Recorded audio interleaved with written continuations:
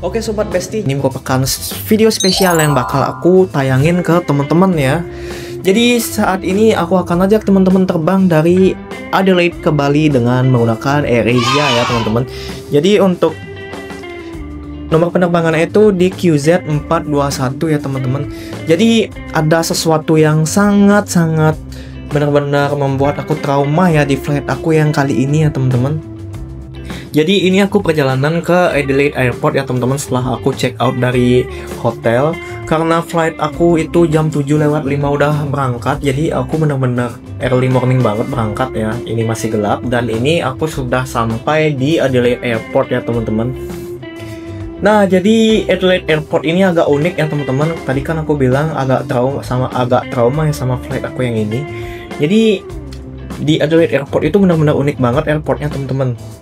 Karena tempat keberangkatan dari internasional dan domestic flight itu sama teman-teman. Jadi cuman beda gate aja nih.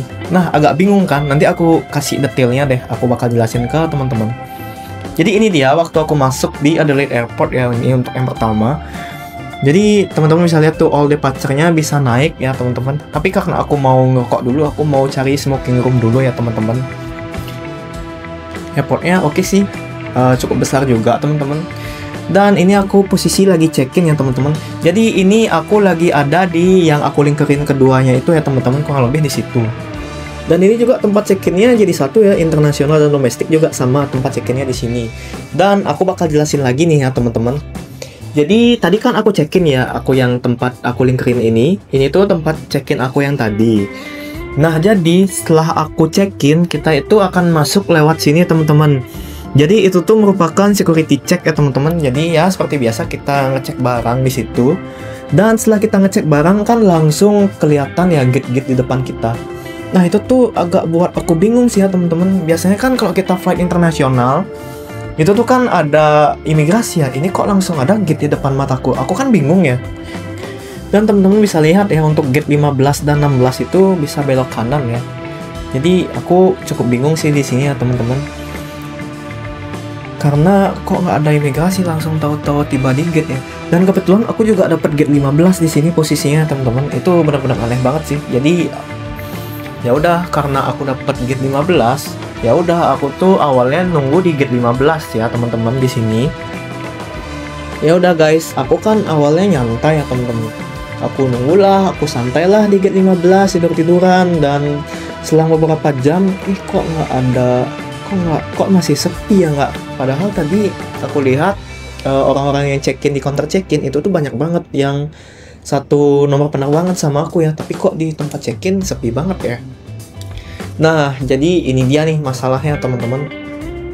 Jadi teman-teman bisa lihat di bawah itu ya teman-teman. Jadi ada tulisan international departure di situ ya teman-teman. Teman-teman bisa lihat ya, international departure. Dan setelah aku lihat lagi, aku cek ulang ke, kan biasanya ada ya flight information, ada nomor penerbangan yang di display layar TV itu. Dan ternyata gate aku itu pindah ke gate 16 teman-teman. Padahal awalnya 15 nih. Wah, aku jadi bingung nih, salah siapa ya kira-kira ya. Jadi ya udah, aku ternyata salah posisi. Dan itu harusnya aku turun di sini teman-teman. Yang aku linkerin ini, aku harusnya turun di situ kalau aku mau ke gate internasional ya teman-teman. Jadi yang di depan aku ini ya teman-teman, ini gate internasional. Jadi kita harus turun tangga lagi untuk imigrasi. Setelah itu baru kita naik lagi dan ketemulah kita gate 16. Itu benar-benar aneh banget sih ya teman-teman. Bukan aneh sih, ini benar-benar bandara yang benar-benar unik sih untuk aku yang pertama kali datang ke sini ya teman-teman. Jadi nanti setelah teman-teman turun dari eskalator yang tadi aku kasih itu, jadi ini dia mapnya teman-teman.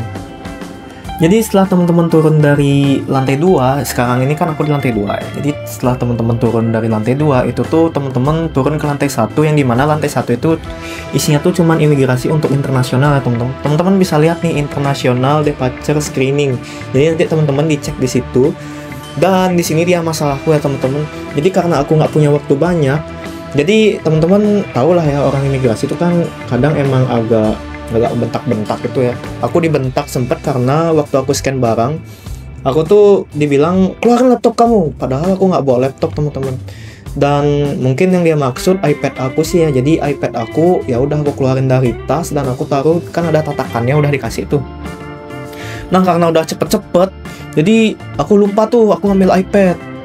Jadi iPadnya masih ketinggalan ya teman-teman di apa tuh namanya, di tatakannya itu, dan entah mereka nggak ada ngasih tahu aku juga kan. Ya udah sih. Jadi ini dia proses boardingnya. Nanti juga aku bakal kasih tahu ya teman-teman kenapa aku nggak ambil balik lagi iPad-nya ke tempat imigrasi pengecekan tadi itu ya. Ini ya udah aku ceritain nanti di akhir ya. Jadi kita fokus boarding dulu. Dan ini dia teman-teman, di sini bisa siapkan boarding pass ya teman-teman. Jadi nanti boarding passnya di scan.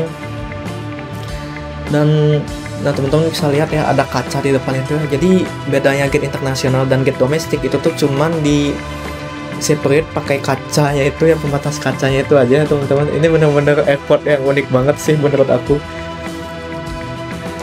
Bedanya internasional dan domestik cuman sebatas pembatas kaca aja teman-teman. Ini bener-bener beda banget sih dari yang lain ya. Jadi ini dia, kita langsung mendekati boarding, dan di sini posisinya masih sunrise ya teman-teman. Jadi di Australia tuh bener-bener wah keren banget sih, entah itu sunset, entah itu sunrise-nya, itu tuh semua kelihatan ya teman-teman. Dan itu dia pesawat AirAsia aku ya teman-teman. Jadi ya, teman-teman bisa lihat di pesawatnya ada logo Indonesia ya. Mungkin ini pesawat dari Indonesia sih yang menjemput aku balik lagi ke Indonesia ya.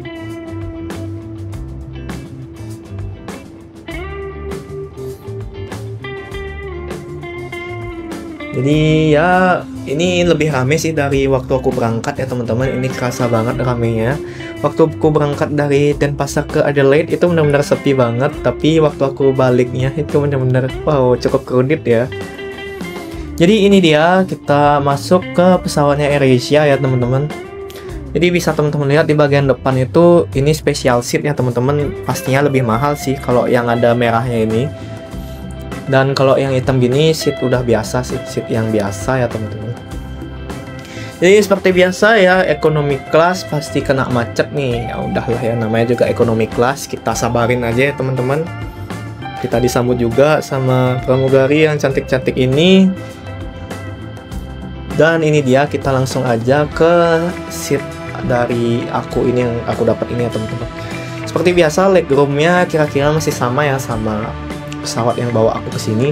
Dan ini dia nih alasan aku nggak ngambil iPad-nya, karena aku posisinya udah di dalam pesawat di sini ya. Aku bener-bener baru di detik ini aku tuh inget iPad-nya ternyata masih di sana. Aku lupa masukin ke tas. Ya udahlah ya, kita nggak bisa apa kalau udah kayak gini ya. Jadi itu dia sih hal yang benar-benar membuat aku trauma. Ya entah ya, aku harus bingung mau seneng atau sedih, karena aku seneng bisa lihat sunrise yang benar-benar cantik ini di Australia, tapi aku harus sedih juga karena aku kehilangan iPad aku ya teman-teman. Jadi ini dia in-flight meal yang aku pesen ya, seperti biasa lah, seperti in-flight pesawat pada umumnya ya. Dan di sini kita akan menjelajahi kota Adelaide lagi ya teman-teman, karena di video part 1 itu benar-benar udah kepanjangan banget. Jadi aku juga bakal masukin di sini ya teman-teman. Jadi kali ini aku akan ajak teman-teman untuk berkunjung ke salah satu tempat yang cukup terkenal nih yang ada di Adelaide ya teman-teman. Jadi ini tuh adalah South Australian Museum. Jadi kita akan berkunjung di sini ya. Aku akan ajak teman-teman untuk berkunjung ke museum yang ada di Australia ini, yang ada di Adelaide ini ya teman-teman. Jadi kita langsung aja cari pintu masuknya ya teman-teman. Pintu masuknya aku juga bingung waktu itu di mana, dan ini dia waktu kita udah masuk ke museumnya ya teman-teman. Dan ini just info kepada teman-teman ya. Jadi ini tuh museum gratis teman-teman. Ini museum gratis ya sekali lagi. Jadi kalau misalnya teman-teman mau ajak segerombolan keluarga nih, segerombolan orang, boleh banget masuk ya teman-teman. Tapi ingat, kita harus bisa jaga fasilitas yang ada ya teman-teman, karena ini public museum. Jadi seperti itu. Jadi di sini ada binatang-binatang ya, spesies-spesies dari hewan-hewan yang ada di Australia. Ada harimau, teman-teman bisa lihat, ada rusa juga, ada angsa, ada serigala, itu lengkap banget di sini. Dan pastinya mudah dimengerti sih, karena biasa-biasanya kan aku upload museum yang ada di Jepang ya biasanya. biasanya, dan itu pakai kanji untuk penjelasan dari hewan-hewannya. Tapi kalau ini udah pakai bahasa Inggris full ya teman-teman, jadi nggak usah khawatir. Jadi South Australian Museum ini yang didirikan pada tahun 1856 bukan hanya tempat pameran ya teman-teman, tetapi ini juga tempat untuk lembaga penelitian ilmiah yang penting di Australia ya teman-teman. Jadi museum ini merupakan museum yang letaknya strategis nih di North Terrace ya namanya.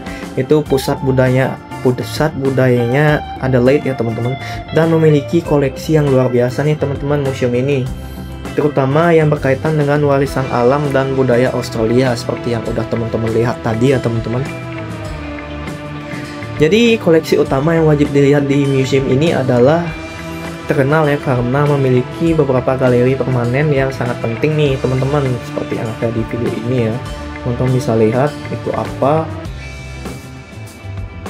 yang mencerminkan kekayaan sejarah alam dan budaya di Australia dan Pasifik ya teman-teman. Jadi seperti itu. Teman-teman bisa lihat itu hand, misalnya gampang banget ya dimengertiin ya kalau misalnya kita ke negara-negara sini ya teman-teman.